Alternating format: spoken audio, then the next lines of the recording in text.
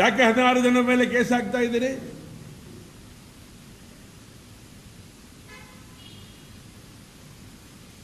ದೇಶದ್ರೋಹಿಗಳ ಬಾವುಟಗಳನ್ನು ಸುಡ್ತೇವೆ. ಯಾಕೆ ಸುಡಬಾರದು ದೇಶದ್ರೋಹಿಗಳ ಬಾವುಟ?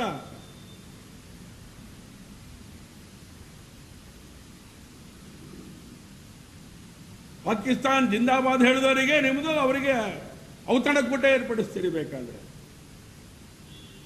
ನಿಮಗೆ ನಾಚಿಕೆ ಮಾನ ಮರ್ಯಾದೆ ರಾಜ್ಯ ಸರ್ಕಾರಕ್ಕೆ ಇಲ್ಲ. ಯಾಕೆ ಅಂತೇಳಿ ವಿಧಾನಸಭೆಯ ಒಳಗಡೆನೆ ಪಾಕಿಸ್ತಾನ್ ಜಿಂದಾಬಾದ್ ಅಂತ ಹೇಳಿದಂಥವರಿಗೆ ಕ್ರಮ ತಗೊಳ್ಳಕ್ಕೆ ನಿಮಗೆ ಯೋಗ್ಯತೆ ಇಲ್ಲ.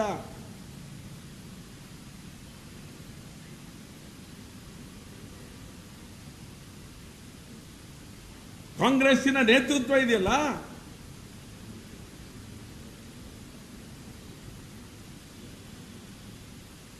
ರಾಹುಲ್ ಗಾಂಧಿ, ರಾಜೀವ್ ಗಾಂಧಿ, ಸೋನಿಯಾ ಗಾಂಧಿ, ಇವ್ರ ಹಿನ್ನೆಲೆ ಸ್ವಲ್ಪ ತೆಗೆದು ನೋಡ್ರಿ.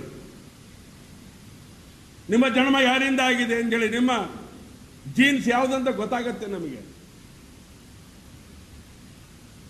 ನಿಮ್ಮ ಜೀನ್ಸು ನಿಮ್ಮ ಹತ್ರನೇ ಇಟ್ಕೊಳ್ಬೇಕಷ್ಟೇ. ಸಿದ್ದರಾಮಯ್ಯರ ಮೂಲಕ ಅದನ್ನು ಪ್ರಕಟೀಕರಣ ಮಾಡಲಿಕ್ಕೆ ಬಂದ್ರೆ ಹಿಂದೂ ಸಮಾಜ ಸುಮ್ಮನೆ ಇರೋದಿಲ್ಲ.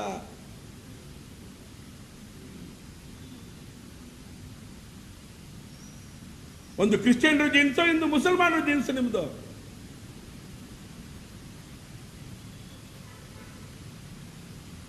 ಗಾಂಧಿ ಅಂತ ಬೇರೆ ಇಟ್ಕೊಂಡು ಗಾಂಧಿಗೆ ಅಪಮಾನ ಮಾಡ್ತಾ ಇದ್ದೀರಲ್ಲ ನೀವು. ಇದನ್ನ ಖಂಡಿಸ್ತೇನೆ. ನಾನು ಮಾತ್ರ ಅಲ್ಲ, ಇಡೀ ಹಿಂದೂ ಸಮಾಜ ಖಂಡಿಸುತ್ತೆ ಇದನ್ನ. ಭಾರತೀಯ ಜನತಾ ಪಾರ್ಟಿ ಸುಮ್ಮನೆ ಕೈ ಕಟ್ಕೊಂಡು ಕೂರ್ಲಿಕ್ಕೆ ಸಾಧ್ಯನೇ ಇಲ್ಲ. ಇದನ್ನು ಮಹಾತತ್ವದ ರಾಜಕಾರಣ ಮಾಡ್ತೀರಿ ಅಂತ ಹೇಳ್ತಾರೆ. ನಾವು ಜನ್ಮ ತಾಳಿದ್ದ ಹಿಂದೂ ಸಮಾಜದ ಹಿಂದುತ್ವದ ರಕ್ಷಕರಾಗಿ ಜನ್ಮ ತಾಳಿರೋದು. ನಾವು ಈ ದೇಶದ ರಕ್ಷಕರಾಗಿ ನಾವು ಜನ್ಮ ತಾಳಿರೋದು. ಜನಸಂಘ ಪ್ರಾರಂಭ ಆಗಿದ್ದು ಅಧಿಕಾರಕ್ಕೋಸ್ಕರ ಅಲ್ಲ, ನಿಮಗೆ ಗೊತ್ತಿರಲಿ. ಕಾಶ್ಮೀರಕ್ಕೋಸ್ಕರ ಜನಸಂಘ ಜನ್ಮ ತಾಳಿದ್ದು. ನಾವೇನ್ ಮಾಡಬೇಕು ಗೊತ್ತಿದೆ, ರಾಜಕಾರಣ ನಾವೇನು ಮಾಡಬೇಕು ಅಂತ ಗೊತ್ತಿದೆ. ನಾವು ಬದುಕಿರೋದೇ ರಾಜಕಾರಣ ಮಾಡಲಿಕ್ಕೆ, ಹಿಂದುತ್ವದ ಉಳಿವಿಗೋಸ್ಕರ. ಎಲ್ಲದರಲ್ಲೂ ರಾಜಕಾರಣ ಮಾಡ್ತೀರಂತ ಹೇಳಿ ನಮಗೇನೋ ಹೆದರಿಸೋ ಅವಶ್ಯಕತೆ ಇಲ್ಲ. ನಾವು ಬದುಕಿರೋದೇ ಹಿಂದುತ್ವದ ಸಂರಕ್ಷಣೆಗೋಸ್ಕರ, ಅದಕ್ಕೋಸ್ಕರ ರಾಜಕಾರಣ ಮಾಡುವಂಥದ್ದು. ನಾವು ಏನೇನು ಮಾಡ್ತಿದ್ದೀರಿ? ಇವತ್ತು ಬೆಳಗ್ಗೆ ಶಾಸಕರನ್ನ ಬಂಧನ ಮಾಡ್ತಾ ಇದ್ದೀರಿ. ಎಲ್ಲಿ? ಚಾಮುಂಡೇಶ್ವರಿಯ ನಾಡಿನಲ್ಲಿ.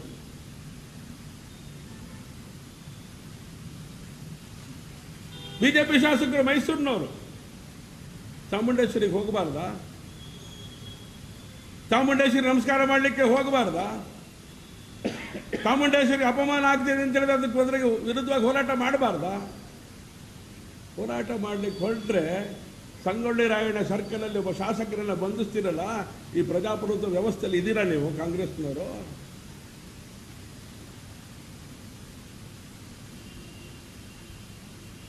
ಇನ್ನು ಬಿಡುಗಡೆ ಮಾಡಿಲ್ಲ ಅವರನ್ನ. ಏನು ಅಪರಾಧ ಮಾಡಿದ್ದಾರೆ? ಮಾಜಿ ಶಾಸಕರನ್ನೆಲ್ಲ ಬಂಧನ ಮಾಡಿದಿರಿ.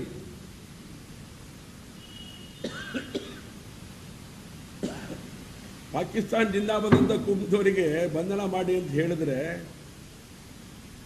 ನಿಮ್ಗೆ ತಾಕತ್ತಿಲ್ಲ. ಭದ್ರಾವತಿಯಲ್ಲಿ ಇನ್ನೂ ಅದನ್ನು ಪರಿಶೀಲನೆ ಮಾಡ್ತೀನಿ. ಕೂಗಿದಾರ ಇಲ್ಲೋ, ಅದು ಹೌದೋ ಅಲ್ವೋ ಇದನ್ನು ಚರ್ಚೆ ಮಾಡ್ತೀನಿ ಅನ್ನುವಂತಹ ಒಂದು ಹೇಳಿಕೆ ರಕ್ಷಣಾಧಿಕಾರಿಗಳು ಕೊಡ್ತಾ ಇದ್ದಾರೆ. ನಿಮಗೆ ಶೋಭೆ ತರೋದಿಲ್ಲ ಮಿಥುನ್ ಅವರೇ. ಒಳ್ಳೆ ಕೆಲಸಗಳನ್ನು ಮಾಡಿದಿರಿ ನೀವು. ಆದರೆ ರಾಷ್ಟ್ರೋದ್ರೋಹಿಗಳಿಗೆ ಅವರನ್ನು ಹದ್ಬಸ್ತಲ್ಲಿ ಇಡಲಿಕ್ಕೆ ನಿಮಗೆ ಯೋಚನೆ ಮಾಡುವಂಥ ಮಾನಸಿಕತೆ ಬಂದಿದೆ ಅಂತ ಹೇಳಿದ್ರೆ ಯಾರು ನಿಮಗೆ ಕುಮ್ಮಕ್ಕಾಗಾದ್ರೆ? ನಿಮಗೆ ಯಾರು ಆದೇಶ ಬರಬೇಕಾಗಾದ್ರೆ?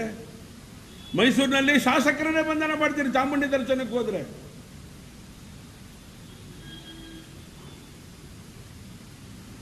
ಇಲ್ಲಿ ಪಾಕಿಸ್ತಾನ್ ಜಿಂದಾಬಾದ್ ಅಂತ ಭದ್ರಾವತಿಯಲ್ಲಿ ಕೂಗಿದ್ರೆ ಅವನೇ ನೀನು ಬಂಧನ ಮಾಡೋಕ್ಕೆ ನಿಮ್ಮ ರಾಜ್ಯ ಸರ್ಕಾರಕ್ಕೆ ತಾಕತ್ತಿಲ್ಲ.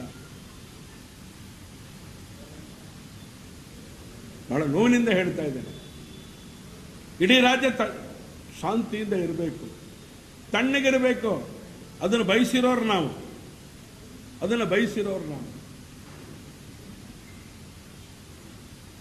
ಹೀಗಿರಬೇಕಾದ್ರೆ ಕಾಂಗ್ರೆಸ್ಸಿನ ನೀತಿ ಏನು ಅನ್ನೋದನ್ನು ಪ್ರಕಟ ಮಾಡಿಬಿಡಿ. ಮತ್ತೊಮ್ಮೆ ನಮಗೆ ಗೊತ್ತಿದೆ, ಈ ದೇಶದ ಈ ರಾಜ್ಯದ ಜನಕ್ಕೆ ಗೊತ್ತಾಗಬೇಕು.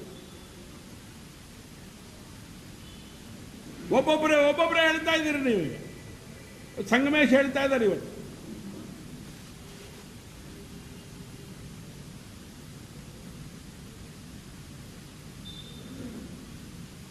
ನಾನು ಸಾಬುವಾಗಿ ಹುಟ್ಟಬೇಕು ಮುಂದಿನ ಜನ್ಮದಲ್ಲಿ. ನಿಮ್ಮಂಥವರಿಗೆ ಈ ಭೂತಾಯಿ ಯಾವುದೇ ಕಾರಣಕ್ಕೂ ಜನ್ಮ ತಾಳಿಕ್ಕೆ ಅವಕಾಶನೇ ಕೊಡೋದಿಲ್ಲ ಮುಂದಿನ ಜನ್ಮದಲ್ಲಿ ನಿಮಗೆ.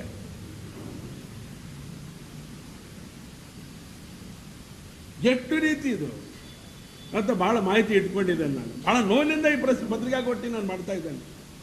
ನಾವೆಲ್ಲ ಒಟ್ಟಿಗೆ ಸೇರಿ ಬೆಳಗ್ಗೆ ಯೋಚನೆ ಮಾಡಿದ್ವಿ ರಾತ್ರಿ, ಎಲ್ಲಿಗೆ ಹೋಗಿ ನಿಲ್ಲತ್ತೆ ಇದು ಅಂತೇಳಿ. ಯಾರು ಶಾಂತಿ ತರಬೇಕು, ಯಾರು ಶಾಂತಿಯನ್ನು ನೆಲೆಸಬೇಕು, ಯಾವಾಗ ಶಾಂತಿ ನೆಲೆಸುತ್ತೆ? ನಾನು ಸುಮ್ಮನೆ ಇದನ್ನ ಹೀಗೆ ಹೇಳ್ತಾ ಇಲ್ಲ. ನಾನು 33ರಲ್ಲಿ ಶಿವಮೊಗ್ಗದೊಳಗಡೆ ಗಣಪತಿನೇ ಹಿಡದೇ ಇರುವಂತ ದಿನಗಳಲ್ಲಿ ಶಿವಮೊಗ್ಗ ಜಿಲ್ಲೆನಲ್ಲಿ ಗಲಾಟೆ, ಶಿವಮೊಗ್ಗ ಜಿಲ್ಲೆ ಅಷ್ಟೇ ಇಲ್ಲ, ಗಾಂಧಿ ಬಜಾರ್ನಲ್ಲಿ ಗಲಾಟೆ. ನಾನು ಬಹಳ ಸರಿ ಇದನ್ನು ಉಲ್ಲೇಖ ಮಾಡಿದ್ದೇನೆ.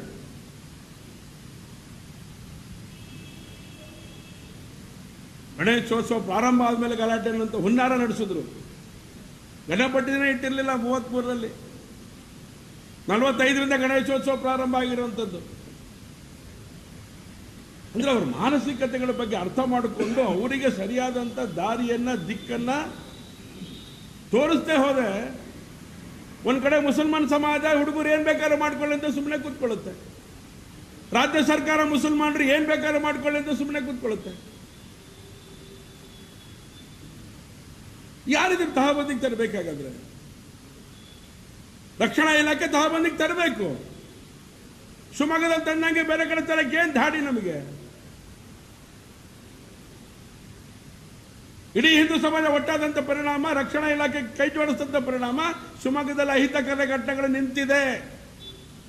ಎಲ್ಲ ರಾಜಕೀಯ ಪಕ್ಷಗಳು ಒಟ್ಟಾಗಿ ಯೋಚನೆ ಮಾಡಿದಂತ ಪರಿಣಾಮ ಶಿವಮೊಗ್ಗದಲ್ಲಿ ಗಲಭೆಗಳು ನಿಂತಿದೆ.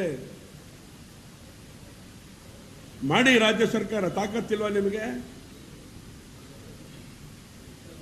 ಒಂದಕ್ಕೊಂದು ಪೋಣಿಸ್ತಾ ಹೋಗ್ತಿದ್ದೀರಲ್ಲ ನೀವು. ಮೈಸೂರಲ್ಲಿ ಯಾರು ಉದ್ಘಾಟನೆ ಮಾಡಬೇಕು, ಬೇಕೋ ಬೇಡ ಯೋಚನೆ ಮಾಡಿದ್ರು.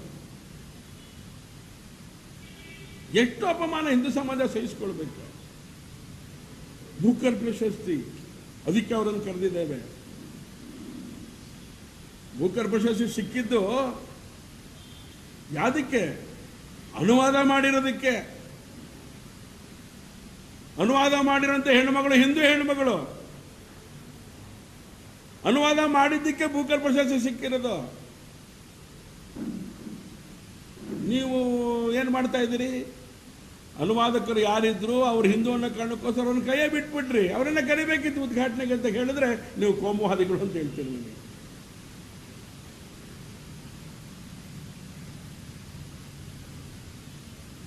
ಬಹಳ ಬೇಸರ ಆಗತ್ತೆ ಸರ್.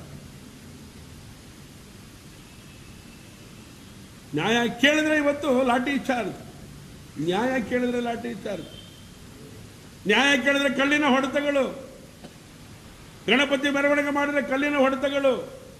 ಇದು ಕಾಂಗ್ರೆಸ್ಸಿನ ಕೊಡುಗೆ ಆಗಿಬಿಟ್ರೆ ಏನ್ ಮಾಡಬೇಕು ಹೇಳಿ? ಅದಕ್ಕೆ ಹೇಳಿದೆ, ನಿಮ್ಮ ಜೀನ್ಸನ್ನ ನೀವು ಎಲ್ಲೆಲ್ಲಿ ಬಿಡಬೇಕಾದ್ರೆ ಬಿಡ್ಕೊಳ್ತಾ ಹೋಗಿ. ನೀವು ಕಾಂಗ್ರೆಸ್ಸಿನ ಸರ್ಕಾರದ ಮೂಲಕ ನಿಮ್ಮ ಜೀನ್ಸಿನ ಬಲಪ್ರಯೋಗ ಮಾಡಬಾರದು.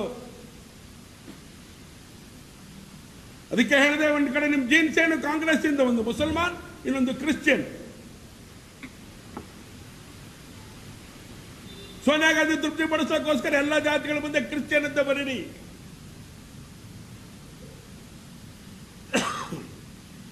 ಮುಸಲ್ಮಾನಿಗೆ ತೃಪ್ತಿಪಡಿಸ್ಲಿಕ್ಕೋಸ್ಕರ ಅವ್ರ ತಾತಂಗೆ ತೃಪ್ತಿಪಡಿಸಕ್ಕೆ ಬದುಕೇ ಇಲ್ಲ ಅವರು. ಹಿಂದೂಗಳ ಮೇಲೆ ಲಾಠಿ ಚಾರ್ಜ್ ಮಾಡಿ ಸಹಿಸೋದಿಲ್ಲ ಸಮಾಜ ಅನ್ನೋಂಥ ಎಚ್ಚರಿಕೆಯನ್ನು ಈ ಸಂದರ್ಭದಲ್ಲಿ ರಾಜ್ಯ ಸರ್ಕಾರಕ್ಕೆ ಕೊಡ್ಲಿಕ್ಕೆ ಇಷ್ಟಪಡ್ತಾರೆ. ಹೋಗ್ತಾರ ಮದ್ದೂರಿಗೆ ಹೋಗೋರಿದ್ದಾಗ ಬಹಳ ಸಮಾಧಾನದಿಂದ ನಿಂತ್ಕೊಂಡಿದ್ದೆ ನಾವು ನೆನ್ನೆಯಿಂದ. ನೋಡೋಣ ಏನಾಗತ್ತೆ. ನೀವು ತಹಬಂದಿಗೆ ತಂದರೆ ಸಂತೋಷ, ತಹಬಂದಿಗೆ ತರದೆ ಹೋದರೆ ಪರಿಣಾಮಕ್ಕೂ ನೀವೇ ಕಾರಣೀಭೂತ. ಇದನ್ನು ಅರ್ಥ ಮಾಡ್ಕೊಂಡು ಕಾರ್ಯವನ್ನು ಮಾಡಿ ಅಂಥೇಳಿ ಕಾಂಗ್ರೆಸ್ಸಿನ ನೇತೃತ್ವದ ಸನ್ಮಾನ್ಯ ಸಿದ್ದರಾಮಯ್ಯನವರಿಗೆ ಇವತ್ತು ನನ್ನ ಆಗ್ರಹವನ್ನು ನಾನು ಮಾಡ್ತೀನಿ. ನೀವು ಮುಖ್ಯಮಂತ್ರಿಗಳಾಗಿ ನಡ್ಕೋಬೇಕು, ಯಾರ್ದೋ ಬಾಲಬಡಕರಾಗಿ ತಾವು ನಡ್ಕೋಬೇಡಿ.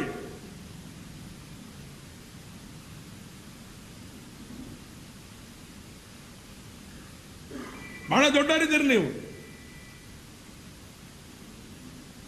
ಹಿಂದೂ ಸಮಾಜದ ಪರವಾಗಿ ಎಚ್ಚರಿಕೆಯನ್ನು ಕೊಡ್ತಾ ಇದ್ದೇವೆ ನಾವು, ಹಿಂದೂ ಸಮಾಜದ ಪರವಾಗಿ. ಅದೇ ಹೇಳಿದೆ, ಏನೂ ಮಾಡಲಿಲ್ಲ. ಇನ್ನು ಸಂಗೊಳ್ಳಿ ರಾಯಣ್ಣ ಸರ್ಕಲಲ್ಲಿ ಇನ್ನು ಹೋಗ್ತಾ ಇದ್ದಾರೆ, ಚಾಮುಂಡಿ ಬೆಟ್ಟಕ್ಕೆ ಹೋಗ್ಬೇಕು ಅಂತೇಳಿ ಶಾಸಕರನ್ನ ಬಂಧನ ಮಾಡ್ತೀರಿ. ಶ್ರೀವತ್ಸನನ್ನ, ನಿಮ್ಮದೇ ಕ್ಷೇತ್ರ ಮೈಸೂರು.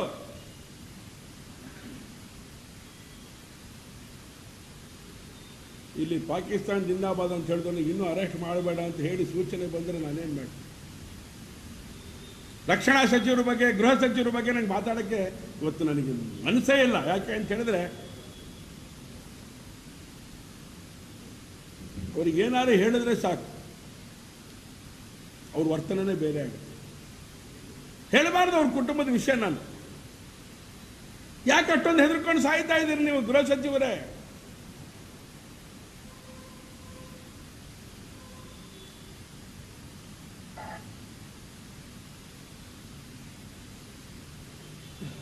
ಮುಸಲ್ಮಾನರ ವಿರುದ್ಧ ಏನಾದರೂ ಕ್ರಮ ತಗೊಂಡ್ರೆ ಗೃಹ ಸಚಿವರಾಗಿ ನಿಮ್ಮ ಮನೇಲಿ ಎಲ್ಲ ತೊಂದರೆ ಆಗತ್ತಾ?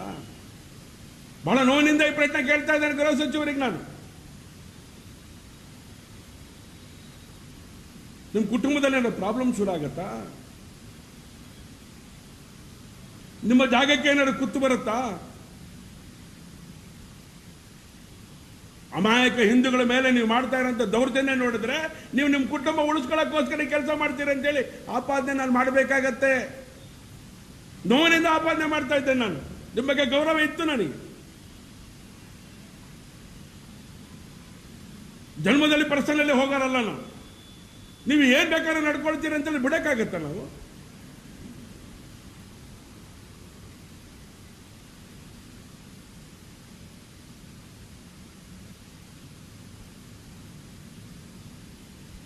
ಎಚ್ಚರಿಕೆಯಿಂದ ಕ್ರಮವನ್ನು ತಗೊಳ್ಳಿ ರಾಜ್ಯ ಸರ್ಕಾರ ಅಂತೇಳಿ ನಾನು ಆಗ್ರಹವನ್ನು ಮಾಡ್ತೇನೆ. ತುಂಬ ಡೀಟೇಲ್ ಇದನ್ನು ಹೇಳಲಿಕ್ಕೆ ಹೋಗಲ್ಲ ನಾನು.